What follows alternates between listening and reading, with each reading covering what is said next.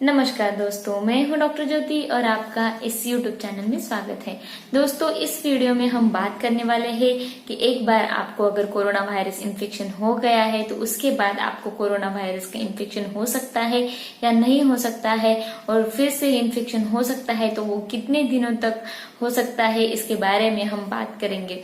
लेकिन इससे पहले अगर आपने मेरे इस YouTube चैनल को सब्सक्राइब नहीं किया है तो सब्सक्राइब जरूर कीजिए और उसके बगल में जो बेल आइकन का बटन है उसे जरूर प्रेस कीजिए ताकि मैं जब भी नए वीडियोस अपलोड करूं तो आपको उसके नोटिफिकेशन आएंगे और इससे आप मेरा एक भी वीडियो मिस नहीं कर पाएंगे। तो पहला सवाल जो है वो कि हमको एक बार अगर कोरोना इन्फेक्शन हो जाता है तो उसके बाद फिर से कोरोना वायरस का इन्फेक्शन हो सकता है या नहीं है। तो इसका आंसर ऐसा है कि लगभग आपको फिर से कोरोना वायरस होने का इन्फेक्शन जो है वो 0% है। जैसे कि फिर से अगर आपको कोरोना वायरस होने के चांसेस है तो वो बिल्कुल भी कम है, 0% है, क्योंकि इसका कारण है कि आपके शरीर के अंदर अगर आपको कोरोना वायरस इन्फेक्शन हो जाता है तो आपका शरीर के अंदर जो कोरोना वायरस होने के बाद इम्यूनोग्लोबुलिन एंटीबॉडी जी करके एक एंटीबॉडी जो है वो तैयार हो जाता है। तो ये जो एंटीबॉडी जी है जो है इम्यूनोग्लोबुलिन एंटीबॉडी जी जो है ये आपको लॉन्ग टर्म इम्यूनिटी पैदा कर देता है। तो ये इम्यूनिटी जो है वो लॉन्ग टर्म यानी कि कितने दिन रहती है हम ऐसा नहीं बोल सकते, क्योंकि ये इम्यूनिटी जो है वो परमानेंट है, हम ऐसा नहीं बोल सकते। ये इम्यूनिटी आपको लॉन्ग टर्म होती है लेकिन परमानेंट नहीं होती है। परमानेंट ऐसा हम नहीं कह सकते क्योंकि अभी तक बहुत सारे रिसर्चेस चालू है, उसमें ये तय होना बाकी है कि ये इम्यूनिटी जो है वो परमानेंट है या नहीं है। इसके लिए मैं एक एग्जाम्पल आपको दे देती हूँ। अगर आपको बचपन में चिकन पॉक्स हो जाता है तो उसके बाद आपको कभी भी चिकन पॉक्स नहीं होता, क्योंकि चिकन पॉक्स जो है वो एक वेरिजोला जोस्टर नाम का जो वायरस है उसके वजह से होता है। तो ये वायरस अगर आपके शरीर में एक बार इन्फेक्शन पैदा कर देता है तो ये वायरस आपके शरीर में फिर से इन्फेक्शन पैदा नहीं कर पाता, क्योंकि इसके खिलाफ जो आपके शरीर में एंटीबॉडीज जो तैयार हो चुकी है वो परमानेंट है, वो लाइफ लॉन्ग है, और ये इम्यूनिटी या ये जो वायरस है ये आपको लॉन्ग टर्म और परमानेंट इम्यूनिटी देता है। तो इसके लिए ये इन्फेक्शन आपको फिर से नहीं हो पाता। इसको हम कहते हैं कि ये आपको जो वेरिसोला जोस्टर जो वायरस है ये आपको एक बार इन्फेक्ट कर चुका है, तो इसके अगेंस्ट जो एंटीबॉडीज बने हैं तो वो आपको परमानेंट इम्यूनिटी देता है। ऐसे कोरोना के मामले में हम नहीं कह सकते। इसमें जो एंटीबॉडीज तैयार हुई है इम्यूनोग्लोबुलिन एंटीबॉडीज जी, ये आपको लॉन्ग टर्म इम्यूनिटी देता है, लेकिन परमानेंट देता है या नहीं इसके बारे में अभी तक रिसर्चेस चालू है। तो पहला क्वेश्चन जो था कि आपको फिर से कोरोना वायरस इन्फेक्शन हो सकता है, तो इसमें चांसेस जो है 0% है, लेकिन आपको ये लॉन्ग टर्म इम्यूनिटी मिलती है। लेकिन परमानेंट इम्यूनिटी के बारे में अभी तक कुछ रिसर्चेस सामने नहीं आए हैं। तो ये अब अब आपको ये कैसे पता चलेगा कि आपके अंदर इम्यूनोग्लोबुलिन जी बना हुआ है या नहीं? तो इसके लिए एक सेरोलॉजिकल एंटीबॉडी टेस्ट आती है।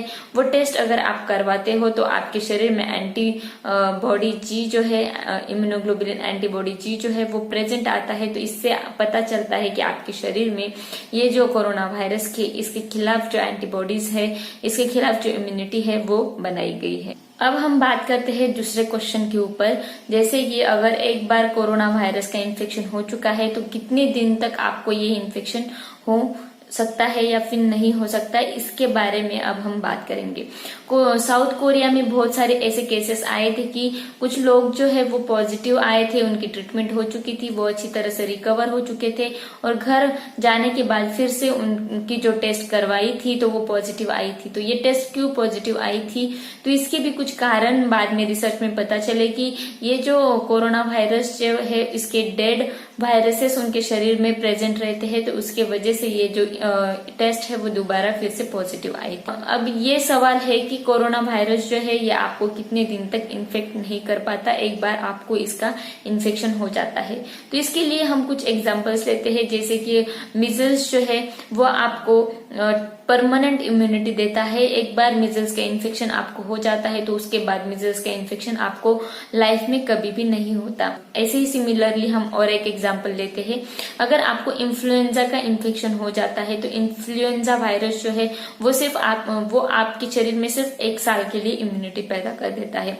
1 साल के बाद आपके शरीर में जो एंटीबॉडीज तैयार होती है इन्फ्लुएंजा वायरस के अंदर वो खत्म हो जाती है और फिर से आपको इन्फेक्शन होने के चांसेस रहते हैं। 1 साल के बाद फिर से आपको इन्फ्लुएंजा इन्फेक्शन होने के चांसेस जो है वो बने रहते हैं। तो ये जो कोरोना वायरस है ये आपको कितने दिन तक ऐसी इम्यूनिटी देता है, ये परमानेंट दे सकता है या फिर सिर्फ 1 साल के लिए इम्यूनिटी दे सकता है, तो इसके लिए अभी तक बहुत सारे रिसर्चेस होना बाकी है।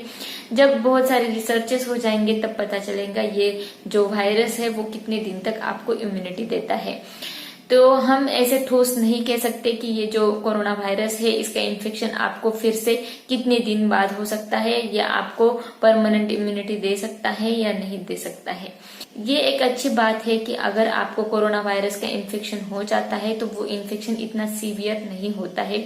एक बार आपको पहले इन्फेक्शन हो चुका है तो उतना सीवियर इन्फेक्शन आपको नेक्स्ट टाइम नहीं होगा। वो इन्फेक्शन जो है वो माइल्ड रहेगा, असिम्टोमेटिक भी रह सकता है, तो उसमें डरने की कोई बात नहीं। अगर आपको फिर से कोरोना वायरस का इन्फेक्शन हो जाता है तो वो माइल्ड रहता है, इतना सीवियर नहीं रहता है। तो ये जो वीडियो है इसमें मैंने 2 क्वेश्चंस के आंसर दी है। पहला, जो आपको एक बार कोरोना इन्फेक्शन हो जाता है तो बाद में फिर से कोरोना इन्फेक्शन होने के चांसेस कितने हैं, तो वो 0% है। और ये जो वायरस है वो कितने दिन के बाद आपको इन्फेक्ट हो सकता है, तो इसके लिए अभी तक कुछ भी ठोस प्रूफ अपने पास नहीं है। तो ये जो वीडियो अगर आपको पसंद आया हो तो मेरे इस YouTube चैनल को सब्सक्राइब कीजिए और ये वीडियो ज्यादा से ज्यादा लोगों में शेयर कीजिए। मुझे कमेंट बॉक्स में कमेंट कीजिए इसके रिलेटेड कुछ क्वेश्चन है तो, और ये जो वीडियो है ये ज्यादा से ज्यादा लोगों में शेयर कीजिए। Thank you.